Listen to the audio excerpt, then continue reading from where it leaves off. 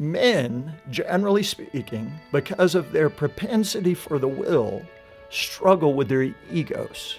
Pamela would share with you that women, because of their focus on security and partnership and wanting that, struggle with their expectations.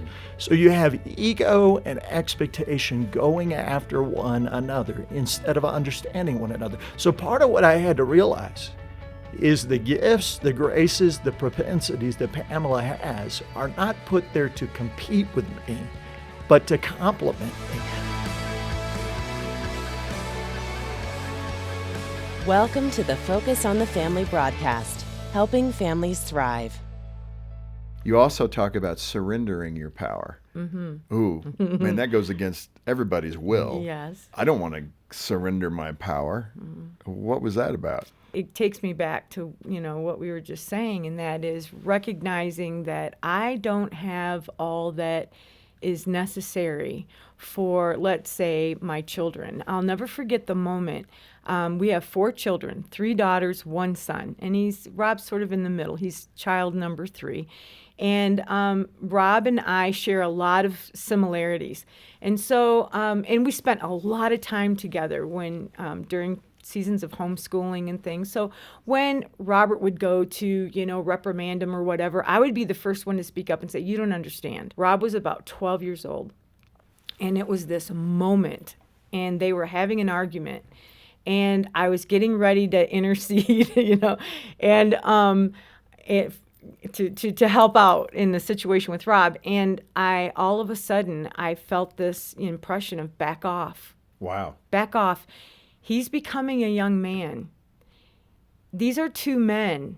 They understand this language that you think as a mom is so harsh, so rough, so crude. But I all of a sudden saw that Rob got it, and he understood what his dad was saying. And if I were to interject, if I were to get involved, thinking that I had the answers to this child, that I would really be interfering in a process of growth for my son. Pamela, you were onto it there in so many different ways, but particularly in parenting.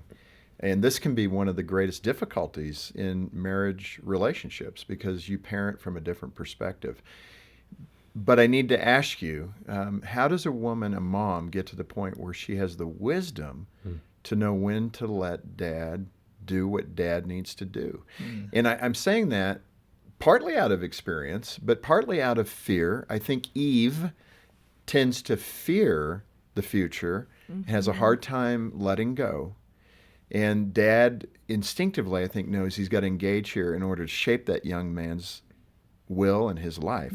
But it's hard for women to trust that their husband actually knows what he's doing. Yes. Because they won't understand That's maybe huge. Something in the moment. Yes. And I can just say there's a lot of that cry for help that comes to focus on the family in this regard. And women, wives, moms, struggle to see that this is actually critical. They've got to trust that their husband actually can do it. I have seen so many times where he will make a decision and I'll be like, oh, that's going to fall apart. That is the worst decision.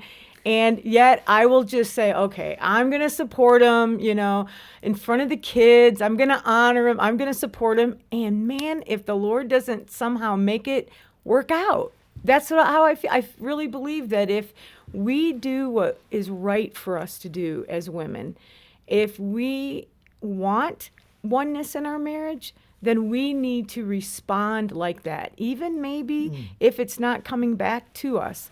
And we need to respond in that way and then watch what happens. Watch the positive. Let me tease it out a little bit because it's always good when Robert's decisions have gone correctly. Yes. But obviously, where we learn, I'm sorry, I feel like the naysayer all the time, don't I, John?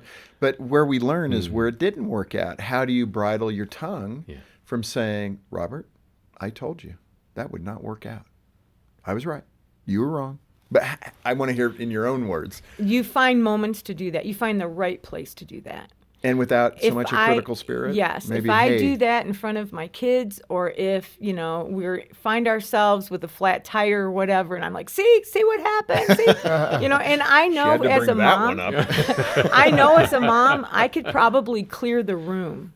Without if I want to really berate my husband, I can I can make every kid go to their room without asking them to. Yeah. I have that kind of power.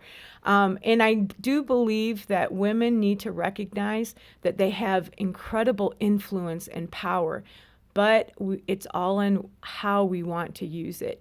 And that has a lot to do with what type of marriage we want, what type of home style, and what type of atmosphere we want to raise our children in. Yeah, that's good. You have a couple of lists. I want to get to some practical advice too. Yeah. Let me just hit a few, and you can elaborate on them a bit. You have what wives need to know about their husband. Obviously, here's a couple of those bullets. Your husband doesn't understand emotions like you do.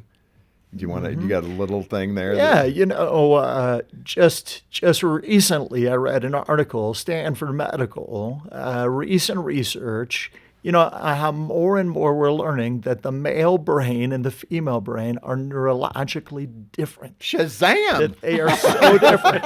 Wow! The irony is we had to spend billions of dollars Yes. to figure this out. The irony is that for years, scientists have assumed that it is all social influence, cultural influence. But now they're learning so clearly that there are marked differences. One is the dynamic related to processing emotions, and tend to process task more than emotions. So the understanding of your husband emotionally, the understanding of your wife emotionally, is a big part of a marriage relationship. Just because he responds a certain way doesn't always mean that he's out to create a negative experience. Some of it just comes out of how men are designed. Yeah, it's so true. I'm going to hit a couple more on that topic of what wives need to know. Another one you say is your husband craves your affirmation and admiration. I think we all know what that means. Just stroke his ego a little. Oh, yeah. Your husband communicates differently than you do. That's a good one. It's not what you say, but the way you say it. I want to just spend a moment here. I don't think wives understand this. In fact, we did a show a while back, John, where this was really an epiphany, and I talked to Jean about it. In fact, because being a mom of two teenage boys, when mom comes down on a boy, he retreats. He feels like I didn't measure up, and he backs away from the relationship. That author really spoke to my heart in that, because I could see that when that happens. When mom's critical of her little boy, the little boy doesn't want to talk about it like maybe her little girl might. Little boy just takes it as shame, takes it as an arrow piercing his heart. Speak to the little boy in all of us men, that when your wife is speaking to you in a way that makes you feel small, what does it do to us? Yeah, the principles of the will of a man and the way of a woman, Jim, are effective in parenting as well as in marriage. So this whole idea of Ephesians that says, be angry and sin not. There are things in life and there are things in marriage that are going to make us angry. So it's not just what you say, but it's the way you say it. Recently, we were sitting over a meal, and two of our children, who will go unnamed, were sitting next to us, but they're adult children. So one of them proceeded to say to the other, I don't know if you know it, but something that you've been doing is very irritating to one of our siblings. And all of a sudden I thought, all right, the next 30 seconds is going to determine the tone of this. Yeah. And the other sibling paused. And I can say she because I have 3 daughters. I'm saying. And she said, you're probably right. I really need to think about that. And I'm sorry. I looked at Pam and I said, this is a moment. Home run. This is a moment. And I said to them, Yeah. I got to tell you guys, this is like the stellar moment of confrontation in our family history. I'm going to celebrate this. I'm going to draw a circle around it because you know what you did? You spoke the truth in love. You did it in a loving way. You didn't just say, hey, I love you, but I have to tell you something and nailed them to the wall. Right. You did it in a loving way. And then to the responder, I said, you responded well. Now, that is good. You got to, hey, mom and dad, pat yourself on the back. You arrived. Let's hit the point about where husbands need to know how to interact with their wives. We've hit the other side. But your wife wants to know you love her. Boy, loving your wife is so critical. Your wife desires security. Your wife desires protection. Your wife wants intimacy. Let's park on the intimacy side, because when men hear that, they hear something different, don't they, Pam? Yes. But describe that difference, and for us men to better understand. And I'd say most men, if we're honest, for the most part, we're all guilty of not knowing intimacy from the viewpoint of our wives the way we need to. So help teach us. The big awakening moment for me came when we were actually just talking about writing this book. When I realized, even though he had said it many times, I realized really for the first time how being loved was different for me than what it was for my husband. And the more we started to have focus groups on those types of questions, and hearing from a number of women of all ages in different parts of the nation, I started to realize it even more, that when we ladies talk about, feeling loved, that it looks completely different than men when they say feeling loved, which they use the word admiration. And so going back even to the topic of trust, your word on trust, it is very difficult for women to trust men, especially if in any part of the history of that marriage, the trust has been broken, either through, another relationship, maybe financial issues, maybe something wrong, a mistake that a husband made. It can predate the marriage, too. Yes. A woman who has a bad experience. Yes, yes. It could be something from a father or something that came before the marriage. So the trust issue, I think, is probably the bigger piece of that, the heart of the loving issue. And when women want to be loved, and when women want intimacy, and when women are looking for security, they have to remember that their husband is as human as they are. That's my belief. Does that scare them or encourage them?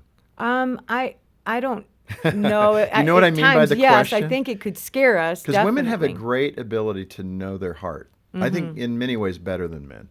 They have that introspection that is God-given. Yes. And I'm just curious, I had never thought about it that way. But if women know their husbands, does that scare them that they could be thinking the way I think as a woman? Yes, because and then the longer you're married, the more you see their weaknesses, or the more you see the areas that need help. Yes, that they don't think about it the way you do, or they're not looking ahead like you're looking ahead. I remember when we were early in our marriage, and I was actually working with a young wife who was ready to, leave and leave her marriage. And I said, I can't help but remember how when I was getting ready for the wedding, I kept having this vision, being raised in the Disney, Snow White, Cinderella. My knight in shining armor was going to come on the white horse, and he was going to scoop me up and put me on the back, and we were going to take off to, oneness land. And that was my big fairy tale. And it was like all of a sudden, somewhere along that journey, I picked up the mask of this, shining metal knight, and I picked up the mask and noticed there was just a man inside. And that was disappointing.